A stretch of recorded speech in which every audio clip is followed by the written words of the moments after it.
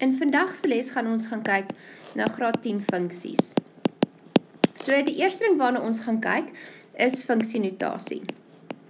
So funksienotasie het julle laas jaar geleer as y is gelyk aan mx plus c.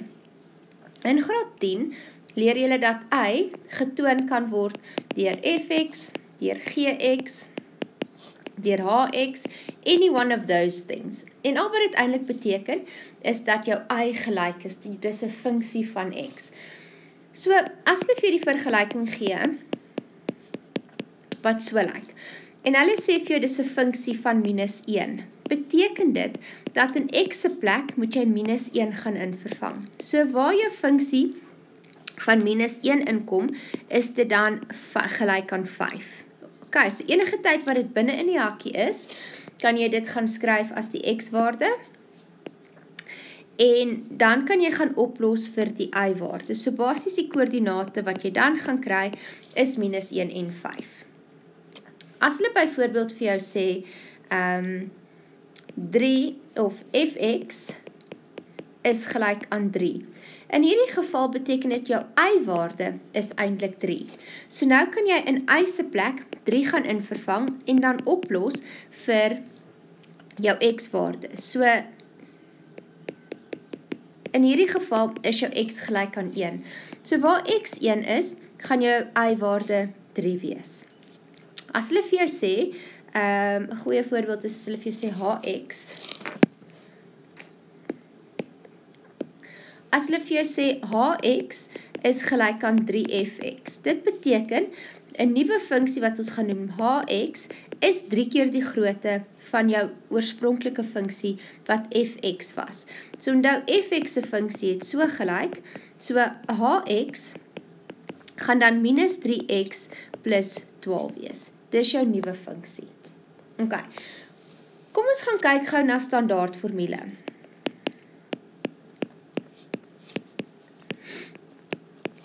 Kom ons sê byvoorbeeld, hulle sê vir jou 2y minus 4x is gelyk aan 6.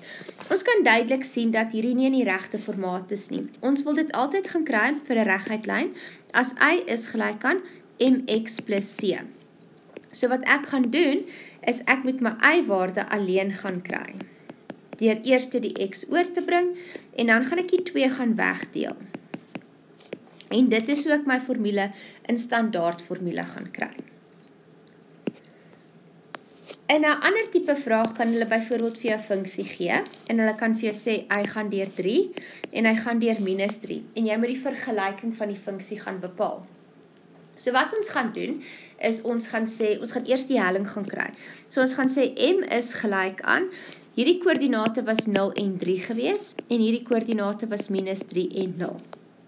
So om my helling te kry, is dit y2 minus y1 op x2 minus x1. So nou kan ek dit net gaan invervang as 3 minus 0 op 0 minus minus 3. So dit beteken my helling in hierdie geval is 1. Nou kan ek die formule y is gelyk aan 1x plus c of net x plus c. Nou gaan ek 'n ander koördinaat gaan invervang om op te los. So ons gaan sê 3 is gelyk aan 1, wat beteken c is 3. So my funksie vir hierdie is y is gelyk aan x plus 3. So net om dit te reiterate, as jy gaan kyk na my punte wat ek het die helling gaan kry tussen die twee van hulle. En toe het ek die punte gaan invervang in die hellingse formule om my eindelike helling te kry. Toe het ek dit in die formule gaan sit en toe het ek een koördinaat gaan kies. So maak seker jy gebruik altyd dieselfde koördinaat. So omdat ek hierdie koördinaat gebruik het, moet ek seker maak ek vervang hom in. Ok, so dis hoe ek my vergelyking gekry het. Ok, so kom ons gaan kyk na definisieversameling en waardeversameling.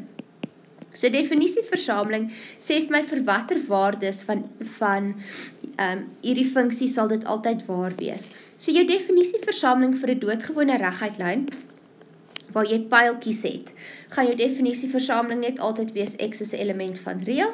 Jy kan dit ook aandui deur te sê dit begin by min oneindigend en dit eindig by oneindigend. Jou waardeversameling is y is 'n element van reël. Jy kan dit ook gaan aandui dit lê tussen min oneindigend en positief oneindigend. Jy hoef nie hierdie te gaan sê nie, hierdie is oor as genoeg. Okay, maar dit is net as jou funksie 'n pyltjie het. Kom ons sê jou funksie lyk so.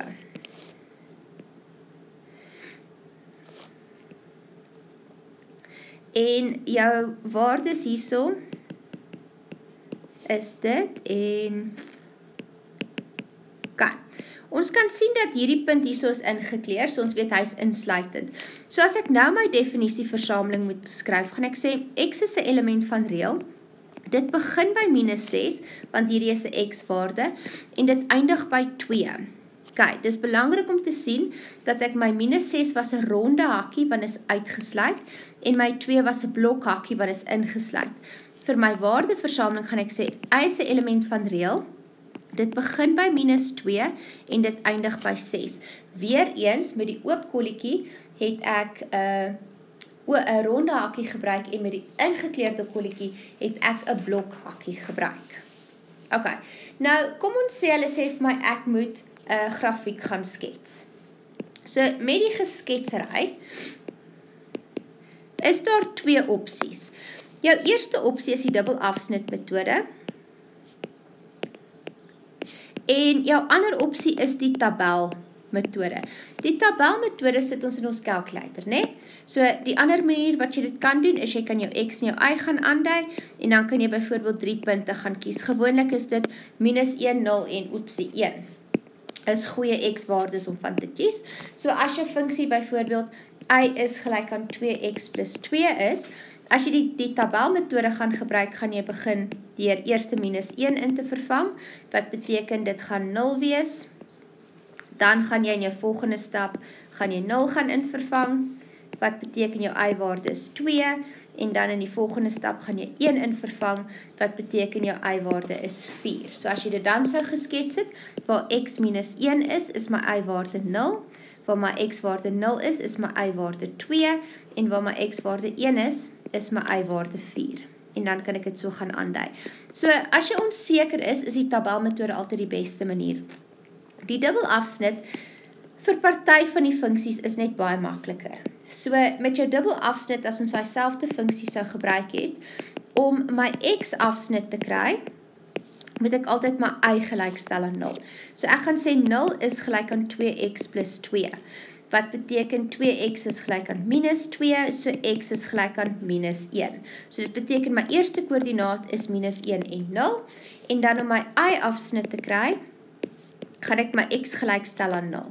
So nou gaan ek sê y is gelyk aan 2x plus 2, nou in x se plek gaan ek 0 gaan invervang. So dit beteken, hierdie koördinaat is 0 en 2. So nou kan ek dit net gaan skets. Ok, dit sny my x-as by -1, dit sny my y-as by 2, en dan kan ek net die 2 punte met mekaar gaan connect. Ok, en dit is 'n reguit lyn. Die volgende funksie waarna ons gaan kyk is 'n parabool.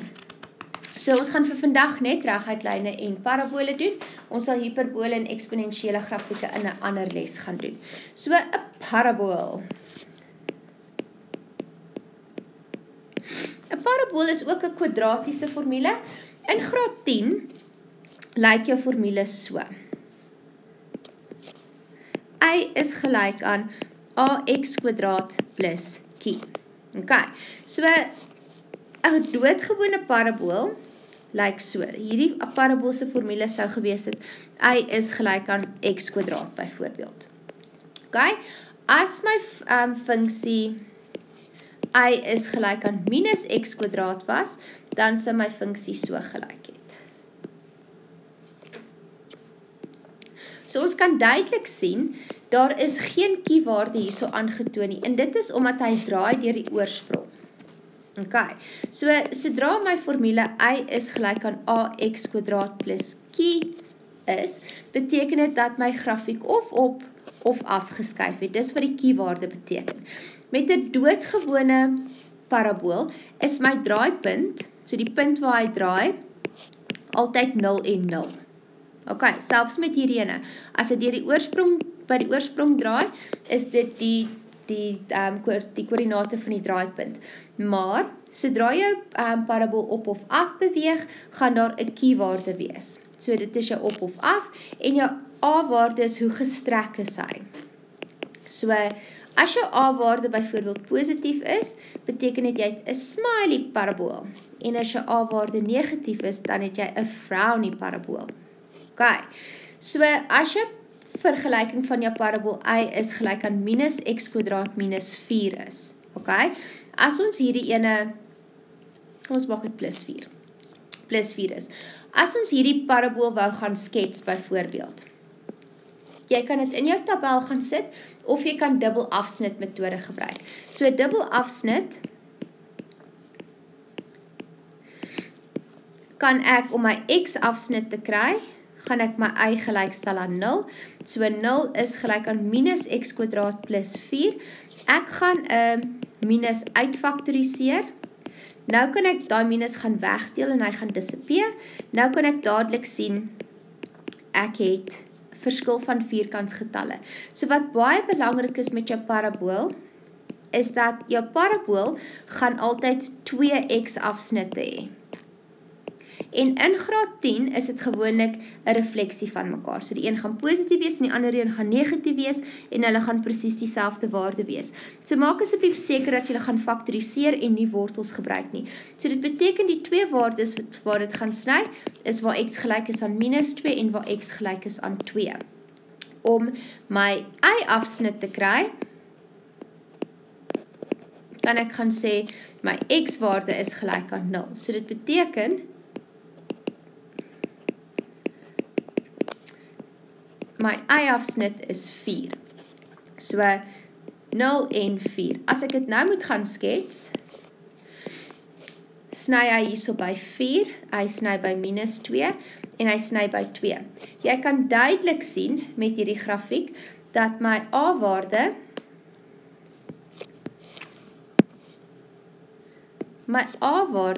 is negatief. Sien jy dit? So dit beteken, dit gaan 'n frowny face wees. So hy gaan so loop. Okay. En dit is hoe my parabool gaan lyk.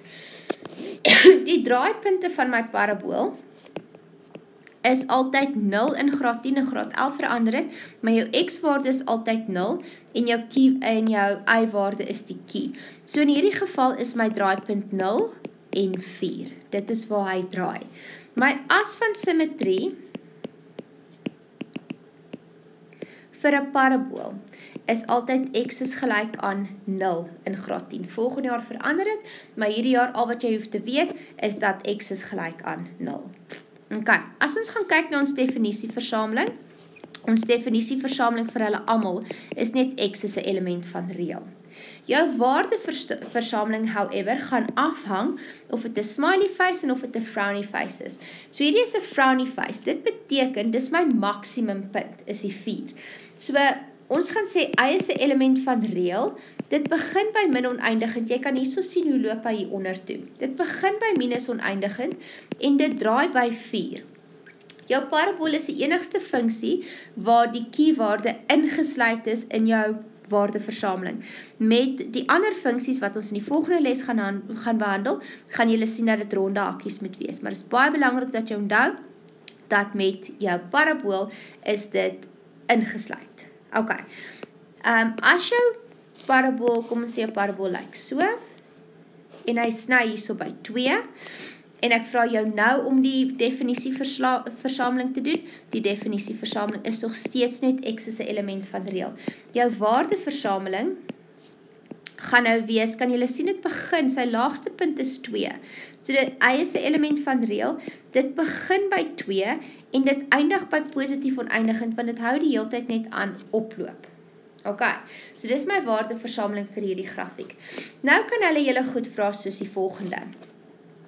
Vir watter waardes van x is dit stygend? Okay, so as jy jou vinger gebruik en jy sit dit op jou funksie en ek doen dit, kan jy sien my vinger styg, die lyntjie styg op. Okay, so dit is stygend van min oneindigend tot en met 0, want hulle vra altyd van die x-waardes, nie van die y-waardes nie.